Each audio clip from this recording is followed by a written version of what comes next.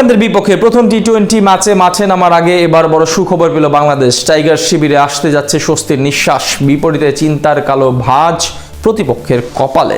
প্রথম টি-20-র আগে কপাল থেকে বড় দুশ্চিন্তা দূর হলো লিটন দাসদের।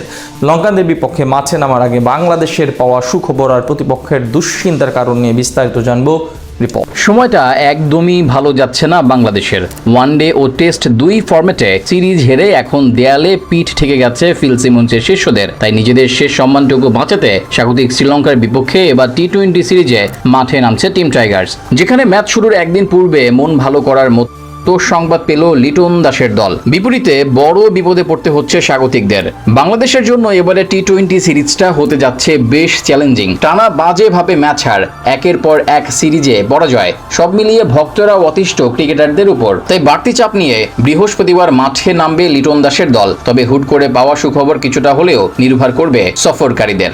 মাত্র একদিন আগে শ্রীলঙ্কার বিপক্ষে তৃতীয় ওয়ানডে খেলেছে বাংলাদেশ। সেই ম্যাচে ব্যাটিং এর সময় পায়ে চোট পান প্রতিপক্ষের অন্যতম সেরা অলরাউন্ডার ও সংক্ষিপ্ত ফরম্যাটের নিয়মিত অধিনায়ক ওয়ানেন্দু হাসারাঙ্গা। মাঠে খুঁড়িয়ে খুঁড়িয়ে ব্যাট করেছিলেন তিনি। বোলিং করার সময়ও অস্বস্তি বোধ ফুটে উঠেছিল তার মুখে। তখন খেলা চালিয়ে গেলেও এবার টি-20 সিরিজ শুরুর একদিন আগে লম্বা সময়ের জন্য দল থেকে ছিটকে গেলেন 27 বছর বয়সী এই লেগ স্পিনার। হ্যামস্ট্রিং এর চোট নিয়ে তিনি এখন কলম্বো ফিরে যাবেন এবং শ্রীলঙ্কা ক্রিকেটের হাই পারফরম্যান্স সেন্টারে পুনর্বাসন প্রক্রিয়ায় অংশ নেবেন। এদিকে বর্তমানে স্কোয়াডে আস্থা রেখে হাসারাঙ্গার স্থলাভিষিক্ত কারো নাম ঘোষণা করেনি টিম ম্যানেজমেন্ট। আর নিয়মিত অধিনায়ক ছিটকে যাওয়ায় ওয়ানডে সিরিজে নেতৃত্ব দেওয়া চারিত হাসারাঙ্গাই দায়িত্ব নেবেন আসন্ন 3 ম্যাচে। হাসারাঙ্গার না থাকাটা অবশ্য বড় স্বস্তির বিষয় বাংলাদেশের জন্য।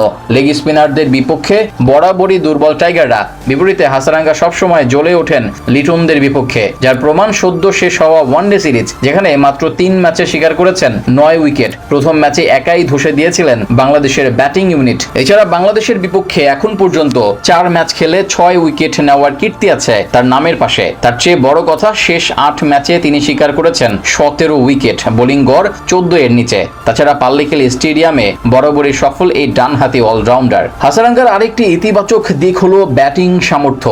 বিশেষ করে টি-20 ফরম্যাটের শেষ দিকে এসে ঝোড়ো ইনিংস খেলে ব্যবধান গড়ে দিতে পারেন তিনি। তাই এদিক থেকেও বলা চলে তার না থাকা বড় স্বস্তির খবর টাইগারদের জন্য। তবে দিন শেষে মাঠের ক্রিকেটে নিজেদের সেরাটা দিলেই ভালো ফলাফল আনা সম্ভব। এদিকে নিয়মিত অধিনায়ক হাসারাঙ্গা ছিটকে যাওয়ায় কিছুটা দুশ্চিন্তায় আছে শ্রীলঙ্কা। ঘরের মাঠে এখন আবার নতুন করে পরিকল্পনা সাজাতে হবে দ্য লায়ন্সদের। দুই দলের ম্যাচটি অনুষ্ঠিত হবে বৃহস্পতিবার রাত 7:30টায় ক্যান্ডির পাল্লিকেলে স্টেডিয়ামে। যেখানে ম্যাচ শুরুর একদিন পূর্বে মন ভালো করার মতো সংবাদ পেল লিটন দাসের দল। বিপরীতে বড় বিপদে পড়তে হচ্ছে স্বাগতিকদের। বাংলাদেশের জন্য এবারে টি-20 সিরিজটা হতে যাচ্ছে বেশ চ্যালেঞ্জিং।